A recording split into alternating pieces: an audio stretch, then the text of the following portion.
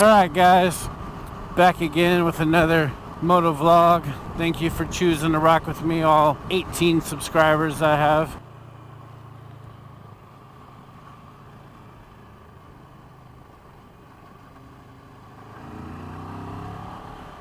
Thought I'd take a leisurely stroll around the neighborhood because a little later on today I'm going to be a little bit busy, and since I knew Saturday would definitely be sunny, it would be a good time to take an opportunity to go ride the motorcycle. So I go out to the garage and move my tank bag to turn on the ignition on. I didn't see it, so I figured, oh, I didn't turn it far enough. Well, I definitely did turn it far enough, and my battery was dead. I back it up out of the garage and face it the right way and try to lane split in between my own two cars and jump start it with the clutch in first gear, and it doesn't start. It probably would have started if I had actually turned the fuel pump on, but I forgot to, so I finally realized that and then pushed it back up the driveway, turned it around again, pushed it as fast as I could down the hill of my little driveway and tried to start it, and nothing. It's like when I got the jumper cables out, opened up the car, hooked up the batteries, negative first, or positive first, negative, then went over to the motorcycle, put it on the positive, and put the negative on brake lever because it's all aluminum.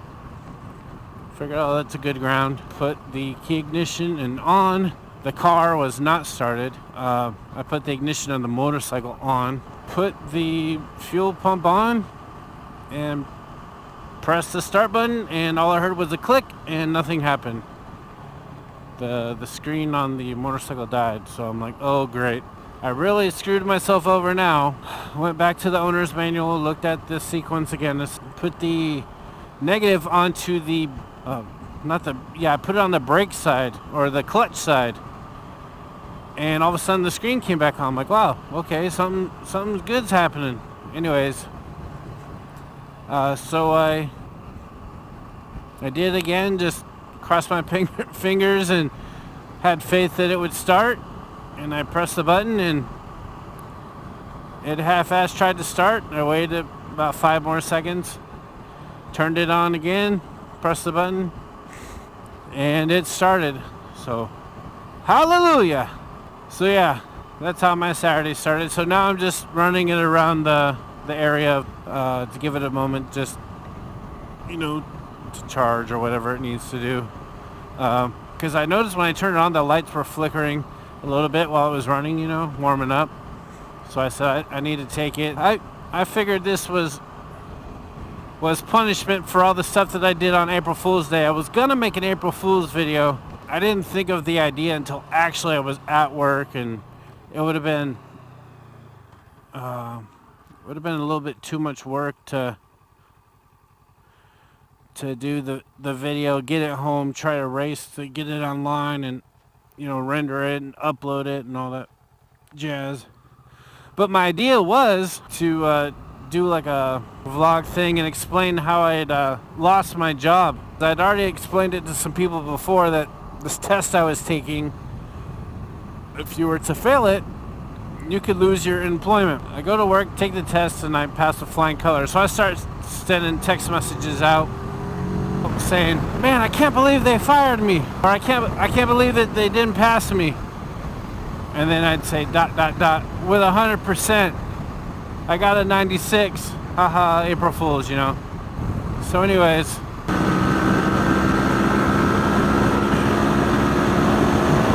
man, I love going fast. Yeah. So I started sending out these text messages. I'm getting people going. And anyways, the end of the day comes, and I realize, damn, I forgot my helmet. And it's literally right after work, and everybody's gone. Granted, it's a Friday afternoon, so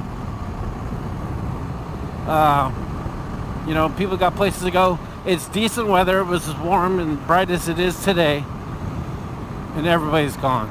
Was this payback for all those April Fool's pranks I was trying to play on bosses and co-workers? And at this point, I'm getting freaked out. Little side note here. This location is actually the location of my first motorcycle crash. So I'm here at this T, and it kind of goes up, and then it banks down. Well, anyways, I've owned my motorcycle for a whole 30 minutes probably. So I turn left, and I'm like, oh, I just got to turn left to get on this road. And I turn left, and I gun it, and I go straight into that guardrail. Granted, luckily, I only scraped the side of my fairing and bruised my ego. But yeah, a little side note for you guys. I know someone that's going to get a kick out of that.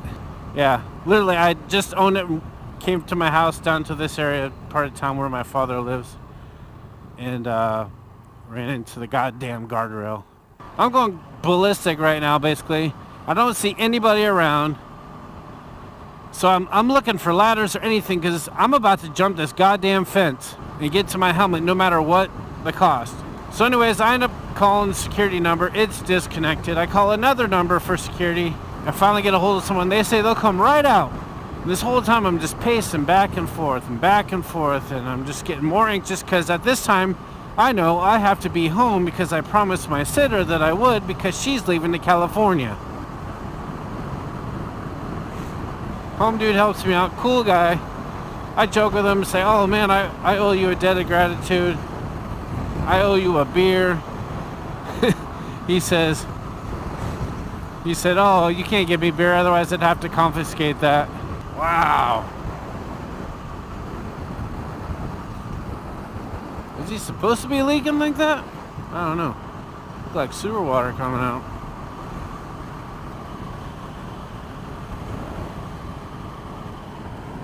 Get back out to the bike. I'm like, oh great. Finally got my helmet. I got my gear on. Turn on the motorcycle. Good to go. So at this point, I'm just ready to get home. Believe me, my trigger finger is very itchy at this point.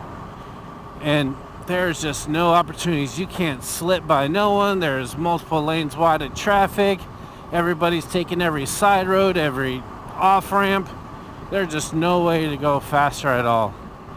So anyways, I have to suffer the whole way home, doing about 30, no faster than 30.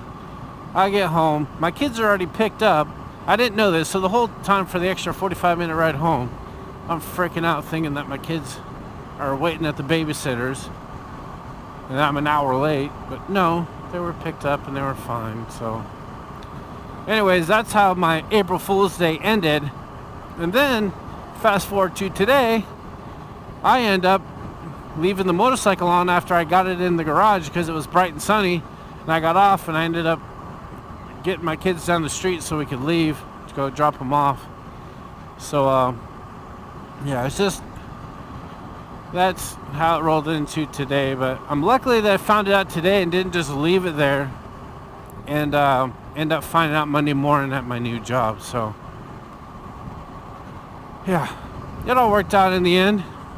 Anyways, thank you for rolling with me with that that long story. I'll probably have to edit it down into something a little bit more palatable.